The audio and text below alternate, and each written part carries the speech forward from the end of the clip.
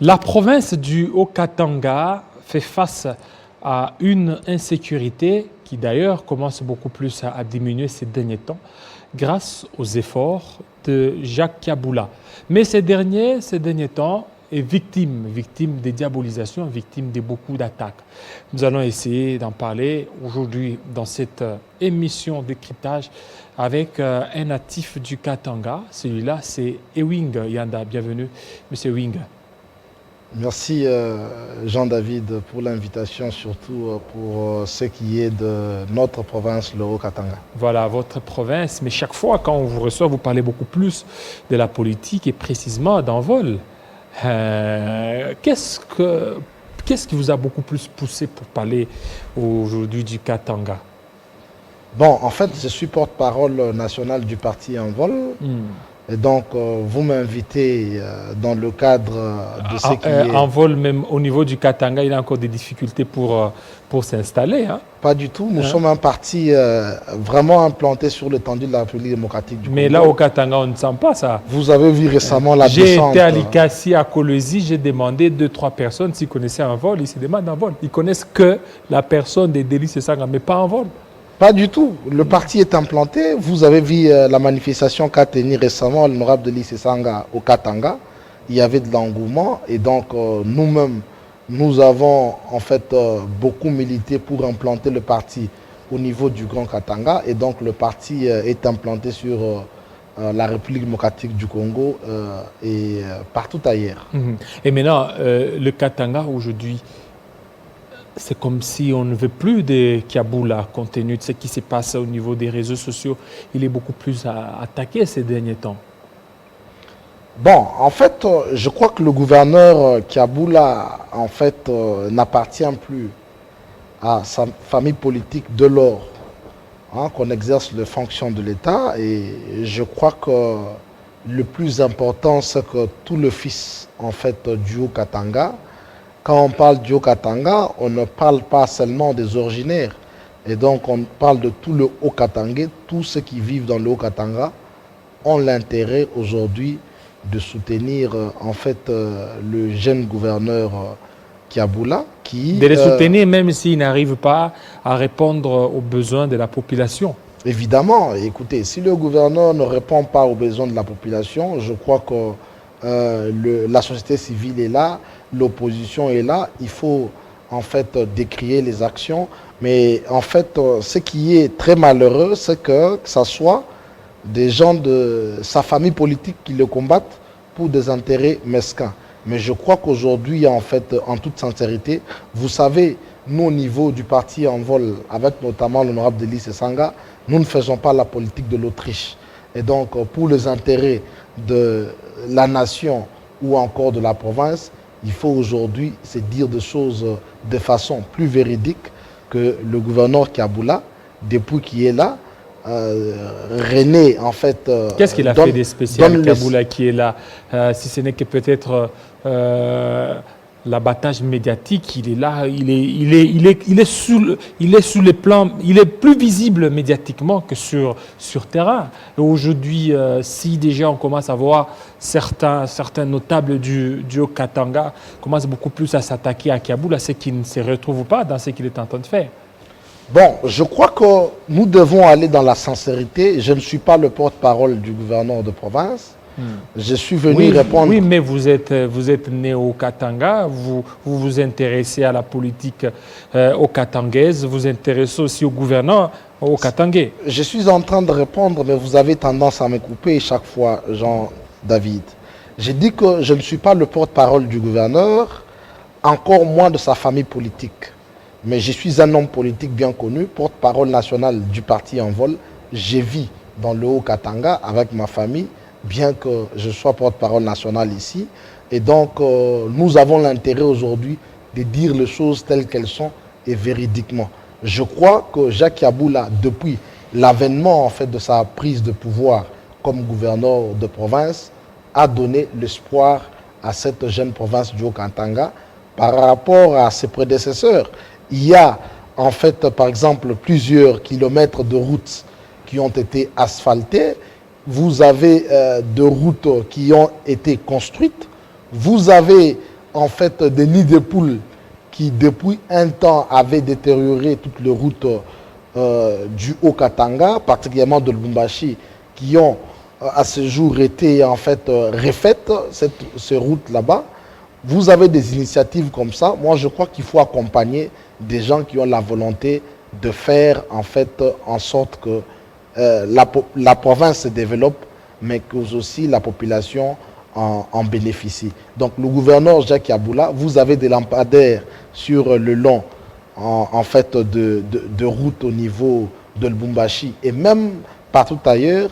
Nous avons maintenant un gouverneur au niveau du Haut-Katanga, parce qu'il faut le dire ici qu'il y a eu Moïse Katumbi qui est passé par de grands espoirs et qui est parti. Maintenant a commencé la jeune province du Haut-Katanga. Vous avez en fait la définition même du découpage de ces provinces était de rapprocher le dirigeant de leurs administrés. Et c'est ce qu'aujourd'hui, à mon avis, je crois que Jacques Yabula est en train de le faire. Vous le voyez à Puerto, vous le voyez à Kasenga, vous le voyez à Kipushi. Il est aujourd'hui plus proche de sa population et que les œuvres qu'il est en train de faire, il est fait un peu partout dans les 6 territoires du Haut-Katanga. C'est aujourd'hui des choses à encourager. Encore faut-il ici rappeler, Jean-David, que je suis parmi les gens qui se sont battus pour le renouvellement de la classe politique congolaise et surtout la prise en compte en fait de talents juvéniles ou encore de nouveaux acteurs politiques. Il faut aujourd'hui encourager la jeunesse. Vous avez un jeune gouverneur à la tête de la province qui fait des choses, il faut l'encourager. Mais il faut l'encourager. Il y a un problème sécuritaire là au niveau du Haut-Katanga. Évidemment. Chaque jour, chaque nuit qui passe, il y a toujours des cambriolages, il y a toujours des vols, des bandits, des mains armées qui sont là pour certainement cambrioler. L'on se demande l'action ou qu'est-ce que Jacques Yabula est en train de faire pour mettre fin à ce banditisme urbain. Mais je crois qu'aujourd'hui, en fait, sincèrement, cette histoire de l'insécurité, nous ne cessons de le décrier. Il y a la complicité. Il n'arrive pas, Jacques Yabula. Il y a la complicité de politique dans cette histoire. Et aujourd'hui, quand je vois au travers des réseaux sociaux, ceux qui combattent Jacques Yabula, ce sont des gens de son parti politique au niveau du PPRD. Ce sont les gens du FCC qui les combattent. Non, peut-être pas. Il y a lié aujourd'hui. C'est peut-être parce qu'il ne convainc pas. Il y a lié aujourd'hui, pas du tout. Il y a lié aujourd'hui de dire, tous ceux qui crient, c'est des intérêts mesquins. En fait, les gens aujourd'hui sont plus dans la perspective de 2023 que tout. Même commençant au niveau même du gouvernement central, donc les enjeux sont pratiquement au niveau de 2023. Donc les gens voient déjà qu'il y a Yabula partir et en fait le remplacer. La politique, c'est en fait au-delà de là que je m'y mette. C'est une mauvaise politique. Aujourd'hui, vous parlez de l'insécurité. Le gouverneur de province a doté de plus de 97 DIP à la police au niveau de la province. Ce qui n'a jamais été fait, que ce soit ici à Kinshasa ou peut-être partout ailleurs. Le problème ici sécuritaire, nous l'avons dénoncé. Parce qu'en fait, le gouverneur de province ne gère pas la police et l'armée. Nous avons décrié qu'il y avait effectivement une complicité au niveau de la police et au niveau de l'armée, mais surtout aussi de quelques politiques et parfois même de la même classe politique que Jacques Yabula qui les combattent. Aujourd'hui, il faut dire que l'insécurité a quand même baissé par rapport en fait à la rage que ça fait il y a quelques temps.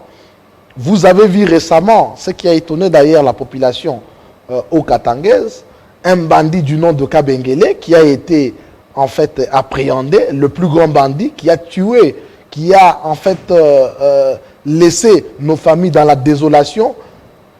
Il a été arrêté, il s'est évadé de l'ANER, mais curieusement, il a été retrouvé au camp Vangou, dans la maison d'un militaire, en train de manger et boire. Et vous vous imaginez de cette complicité au niveau de militaires. C'est le plus grand bandit aujourd'hui à Lubumbashi, connu par ses exploits de meurtre, ses exploits de vol, de pillage. Un type comme ça, il est arrêté et chose grave, il va même tuer le geôlier en fait au niveau de l'ANER pour s'évader, lui et ses amis. Et quelques jours après, grâce notamment aux efforts des autorités de la province, il va être retrouvé dans la maison d'un militaire. Et donc vous comprenez qu'aujourd'hui, cette question de l'insécurité est une fabrication à la fois au niveau de la police, au niveau de l'armée, mais surtout de quelques politiques. C'est pourquoi, en son temps, nous avions fait des recommandations. Nous avons demandé en fait au ministre de l'Intérieur de faire le recensement au niveau de l'armée, au niveau de la police. Mais vous ne voyez pas que ça c'est trop facile de dire qu'il y a des complicités parce qu'on a reçu plusieurs communicateurs du gouverneur sur ces plateaux. Ils ont dit qu'il y a des réformes qui sont en train d'être faites et à l'issue de ces réformes, l'insécurité prendra fin. Mais jusque-là, ça fait pratiquement une année qu'il y a ces réformes. Ça continue toujours, les balles continuent toujours à crépiter et il y a des nuits très agitées à Lubumbashi. Cela, ça n'explique pas l'incompétence ou l'incapacité du gouverneur à pouvoir maîtriser la situation.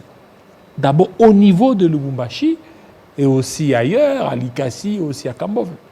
Je crois que l'insécurité maintenant dans le Haut-Katanga est précisément à Lubumbashi, qui est le chef de lieu. Donc quand vous allez à Likasi, les choses ne se passent pas de la même façon. Donc vous avez à Lubumbashi, où grâce à l'exode rural, en fait, plusieurs communautés s'y retrouvent. Vous avez à Lubumbashi, Lubumbashi qui est pratiquement la deuxième ville en fait, du pays, où tous les enjeux se passent à la fois. Et donc, il y a lié de dire que pourquoi l'insécurité n'est pas partout, il y a lié avec des indices. Ici, comme l'exemple que je viens de vous donner de ce grand bandit Kabengele, qui a été retrouvé au camp Vangu en train de manger et boire, il y a lié de dire qu'il y a la complicité. Parce qu'en fait, elle a été détectée avec de preuves à l'appui. Et donc, il y a cette complicité-là. Et aussi, lorsque vous voyez ceux qui combattent le gouverneur, lorsque vous leur demandez pourquoi ils les combattent, ils n'ont pas d'arguments sérieux. Des fois, ils vous disent que le gouverneur ne nous a pas donné l'argent depuis qu'il est là. Et donc, les politiques sont autour de ça. C'est autour du partage de butin. Je crois qu'aujourd'hui, Jacques Kiaboula, en fait, représente l'espoir du Haut-Katanga. Il faut attendre. Son temps va arriver où il va partir. Mais je crois qu'il est en train de laisser des empreintes qui vont parler de lui. Est-ce que ce n'est pas parce qu'il n'a pas distribué équitablement les gâteaux? Vous savez, quand on est gouverneur, il faut aussi satisfaire les appétits de certains et aussi avoir une main tendue vis-à-vis des autres. Non, cette politique, en fait, nous l'avons décriée. Mais c'est ce qui fera qu'ils soient beaucoup plus adoubés par ses partenaires, par ceux qui sont en train de les critiquer aujourd'hui. Les autres gouverneurs qui sont passés là, donc ils étaient là, c'est parce qu'ils donnaient, mais s'ils ne donnent pas. Cette politique, nous l'avons décriée au sein de certains de nos amis, en fait, du FCC. C'est ainsi qu'aujourd'hui, nous sommes arrivés même aux consultations. C'est face à l'égoïsme là-bas. Donc, il y a des gens qui croient que le pouvoir égale à l'argent, le pouvoir égale au partage de gâteaux, ce qui n'est pas le cas. Il faut laisser le gouverneur, en fait, travailler pour l'intérêt suprême de la population haut-katangaise et non pour le partage de butin. Cet égoïsme là-bas, au sein de certains, en fait, certaines personnes au FCC, fait qu'aujourd'hui, le pays n'avance pas, tant au niveau national que provincial. Mais aujourd'hui, ceux-là, où ils commencent beaucoup plus à se retrouver dans l'autre gouverneur, le gouverneur de là-bas, Richard Mouyej. Alors, ils préfèrent beaucoup plus Mouyej que Kiaboula, parce que Kiaboula, à un certain temps, il a une main dure vis-à-vis d'eux. Non, je ne crois pas, en fait. J'évite ici de parler de personnes. Ce n'est pas la politique. Oui, mais vous parlez de Kiaboula tout à l'heure. Non, en fait, le gouverneur Kiaboula, il est gouverneur de province, oui. Puisque vous m'avez interrogé... Mouyej aussi, et aussi des provinces. Puisque vous m'avez interrogé sur ça, je vous réponds. Sur le gouverneur Mouyej, je vous dirais que ce qu'il est en train de faire comme œuvre également est appréciable. Non, parce que c'est parmi des provinces qui sont en train d'émerger. Il y a le Haut-Katanga, il y a le Lualaba. Hein, il y a aussi le Tanganyika aussi. Vous voyez? Donc ce sont des provinces qui sont en train d'émerger. Maintenant, par rapport aux autres provinces, aujourd'hui, Jacques Yaboul est là, aujourd'hui, il est victime des diatribes. Il est victime il y a des gens qui sont en train de les calomnier, abusivement ou pas, on ne sait pas. Et vous vivez avec lui. Vous êtes dans sa circonscription au niveau de Lubumbashi. Est-ce que ce que disent les autres là, n'ont-ils pas raison de le dire? Non, c'est là que j'ai dit qu'ils n'ont pas raison tout simplement parce que nous qui sommes à Lubumbashi, nous roulons sur des routes bien asphaltées aujourd'hui. Vous avez à voir le boulevard en fait Katouba, vous avez à voir l'avenue Lumumba qui est aujourd'hui en train de redorer d'une plus belle robe. Je crois qu'ici, il faut que nous puissions acclamer des œuvres qui sont palpables et qui sont visibles. C'est comme ça que j'ai dit, tous ceux qui combattent Kiaboula aujourd'hui, les combattent sur base de butin. Ils le combattent sur base de butin, mais deux fois, lorsque vous voyez ces gens là-bas, ils ont été servis en termes de ce butin là-bas, mais ils ne sont toujours pas rassasiés. Et cette politique là-bas, où le gouverneur doit être en fait une sorte de banque pour quelques personnalités, pour partager de l'argent ou du butin, c'est une politique aujourd'hui qui ne favorise pas le développement de notre pays et que nous devons décrier. Alors concrètement, qu'est-ce que Kaboul a fait depuis qu'il est là? Je dis qu'ici que, en fait, ce que le gouverneur Kiaboul a fait est visible. Il est dans la réhabilitation de routes avec son vaillant ministre, en fait, Miguel Katem Kachal, qui est en fait un frère et un ami à la fois. Vous sentez que le travail à ce niveau là-bas s'est fait convenablement. Vous avez ici à Kinshasa, pour ne pas en fait faire la comparaison, j'allais dire, mais vous n'avez qu'à voir de routes ici au centre-ville de Kinshasa, comment elles sont détériorées. Mais aujourd'hui, dans le Haut-Katanga, Jacques Yaboula a attaqué le chantier en fait de routes. Il est dans la construction de ponts.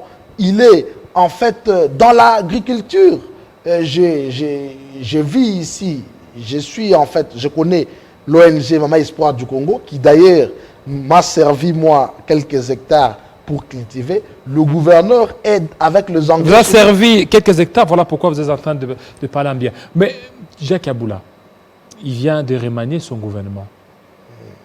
On a vu, il y a une dame, la ministre du genre, si je ne m'abuse pas, Ziza, qui a été écartée. Mais pourquoi? Pourquoi ne pas aussi remanier là où il y a beaucoup plus de problèmes au niveau sécuritaire, remanier là-bas pour donner beaucoup plus d'impulsion? Il y a 2 personnes qui sont parties du gouvernement, il y a aussi des nouvelles personnes qui sont entrées. Non, il y a plutôt 3 personnes qui ont été changées, 3 ministres, notamment le ministre de la Sécurité et Intérieure. Oui, oui, oui. Et donc, ça, c'est une bonne donne, parce que le gouverneur, en fait, lorsqu'il estime que le problème n'est pas toujours résolu totalement, il change de ministre, mais cette fois-ci, il faut dire que c'est un technicien. C'est un ancien de l'ANER qui est là, donc il a suffisamment des informations en sa possession. C'est en fait quelqu'un du domaine, un technicien, et nous croyons en ce qu'il pourra faire pour qu'aujourd'hui, on ne parle plus de l'insécurité dans le Haut-Katanga ou à Lubumbashi.